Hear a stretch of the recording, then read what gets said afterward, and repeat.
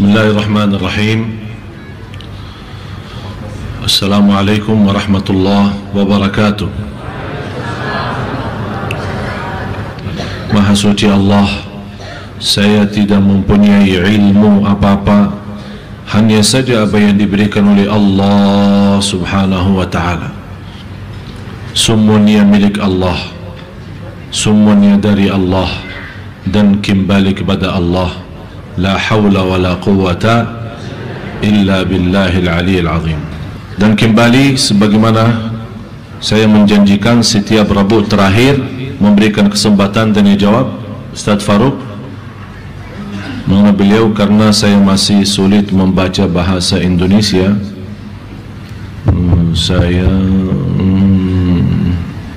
Tolong bantu, saya buta huruf.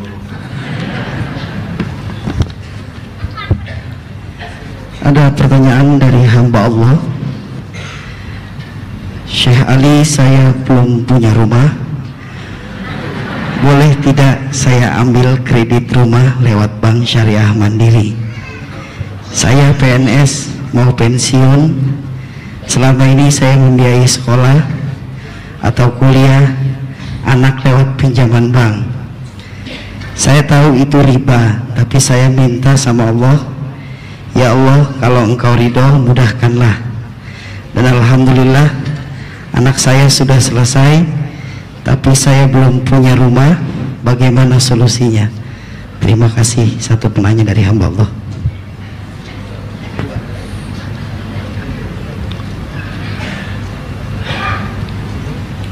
Dimulai pertanyaannya, saya hamba Allah.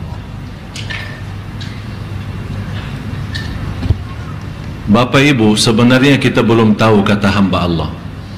Cuma terlalu gampang kita sebutkan diri sebagai hamba Allah. Para Nabi dan Rasul memohon kepada Allah menjadi hamba Allah. Para Nabi dan Rasul membuktikan kehambaannya kepada Allah.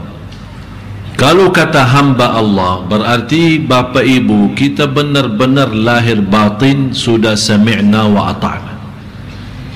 Kalau kita mau benar-benar jadi hamba Allah, buktinya atas segala nikmat kita syukur, atas segala ujian kita sabar. Tidak ada apa lagi lebih daripada syukur dan sabar, ridha. Lebih tinggi lagi daripada ridha itu adalah cinta kepada Allah Subhanahu wa taala. Tapi mohon maaf, kita belum bisa menjadi hamba Allah yang sebenar-benarnya. Walaupun mau tidak mau, kita memang hamba Allah, tapi kita membentukkan diri sebagai hamba Allah belum terwujud. Dan pertanyaannya Ibu tadi, Bapak Ibu, Indonesia dalam hubungannya sehari-hari, dalam kebutuhan sehari-hari, banyak umat Islam tidak terlepas menggunakan riba. Dan banyak yang belum sadar bermasalah kehidupan kita itu adalah sebabnya riba. Orang punya rumah sudah hasil riba, beli rumah, mobil hasil riba, punya usaha biarpun usaha kecil lewat riba. Kira-kira kita mau apa sama Allah kalau memang kita berkuburu mencari rezeki tapi dengan cara riba? Dan kita lupa firman Allah, wa may yattaqillaha yaj'al lahu makhraja. Barang siapa yang takwa kepada Allah Subhanahu wa taala akan diberikan jalan kemudahan dari segala kesusahan. Bukan hanya segitu saja, wa yarzuqhu min haitsu, akan diberikan rezeki yang tak pernah nyangka, tak pernah terbayang, tidak pernah terfikir. Tapi salah satu kemudahan yang dibolehkan oleh ulama, apalagi di Indonesia sudah mulainya ada bank syariah, kita boleh lewat bank syariah dengan sistem Islami, tapi dengan syarat, termasuk bank syariah tidak boleh mensyaratkan seandainya ada keterlambatan dalam membayar atau melunasi tagihan, kalau kena denda atau istilah lain bunga, walaupun itu bank syariah, tetap hukumnya riba. Jadi hati-hati. Sekarang biasa bank biasa, kalau kita ada tagihan tanggal sekian, kalau lewat satu hari atau hari-hari tertentu tidak melunasi tagihan itu, otomatis akan kena beberapa persen. Semakin telat lagi semakin naik. Bank menamakan bunga, merubah kata riba, seolah-olah dengan rubah kata bunga daripada riba barangkali bisa merubah hukumnya. Ya, hukumnya riba tetap riba, biarpun diganti nama dan nama yang menarik perhatian atau nama bagus, ya riba tetap riba. Tapi lewat bank syariah setahu saya masih aturannya aturan Islami. Tapi saya ingatkan kembali, kalau anda disyaratkan dalam transaksi pinjaman lewat bank syariah, disyaratkan akan kena denda saat anda telat membayar dalam tagihannya, itu sudah termasuk riba, tidak boleh melanjutkan pinjaman itu.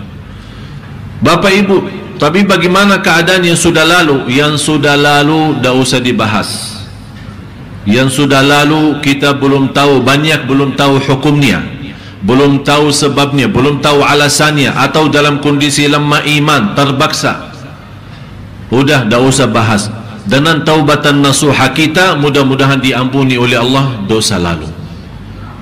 Kita punya modal yang sudah termasuk dalam bank, kemudian terisi dalam tabungan kita uang riba di atas modal. Uang kita 100 juta, akhir bulan ternyata kita melihat rekening isinya lebih daripada 100 juta, berarti tambahan itu berapa persen, itu namanya riba. Kita berhak mengambil modal kita, menjaga modal kita, lebihnya jelas riba. Tapi bagaimana cara kita menggunakan yang lebih itu? Daripada dibiarkan diambil oleh bank, boleh kita ambil, tapi bukan digunakan untuk pribadi kita, keperluan kita, tapi kita bisa membantu kebutuhan umat Islam dalam kebutuhan umum, jalan umum, WC umum, misal terminal bis WC-nya kotor, rusak, kita perbaiki. Ada masjid tidak boleh perbaiki masjidnya, tapi kamar mandi masjidnya boleh. Ada parkiran masjid yang cukup kecil, terganggu, tidak berfasilitas untuk jamaah, dengan uang itu bisa kita gunakan.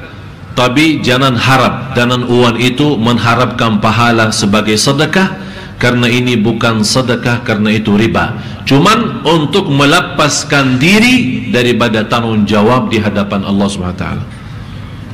Oleh karena itu, kembali lagi intinya, lewat bank syariah tidak menjadi masalah, tapi hati-hati saat disyaratkan ada kena denda. Kalau kita telat bayar tagihan kita, itu sudah jelas riba. Jangan menggunakan hal itu. Dan lebih baik tinggalkan pinjaman lewat bank. Takwa, bersabar sampai Allah berikan rezeki yang Allah sudah tentukan. Dan yakini tidak akan orang meninggal dunia belum dipenuhi rezekinya. Tak akan meninggal dunia belum dipenuhi rezekinya. Tapi terserah manusia. Manusia tidak mampu sabar. Barangkali rezekinya di akhir umur. Masa saya mau nunggu akhir umur dapat, habis itu meninggal. Berartilah saya duluan aja mengambil. Dengan cara bagaimana? Itulah yang menjadi masalah. Dan ingat Bapak Ibu, soal rizki, soal harta kan ada dua macam, ada halal, ada haram.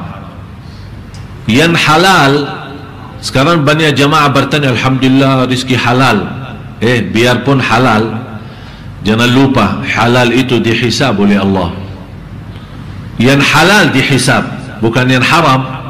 Yang halal dihisab dari mana dan kemana. Terus yang haram apa?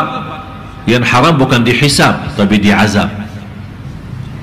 Harta yang haram masuk dalam tubuh badan kita, kepada keluarga kita, dalam urusan kita, akan bukan Allah bertanya, kamu sudah tahu haram dari mana dan kemana? Allah tidak bakal bertanya. Tapi karena kita sudah tahu itu haram, tapi tetap kita gunakan yang haram, akan Allah hukumkan kita nanti di hari kiamat. Na'udzubillah. Mudah-mudahan kita mampu menjaga diri dari hal-hal yang haram, agar kita termasuk orang yang diijabah doa kita oleh Allah Subhanahu wa taala. Ya. Wallahu taala a'lam.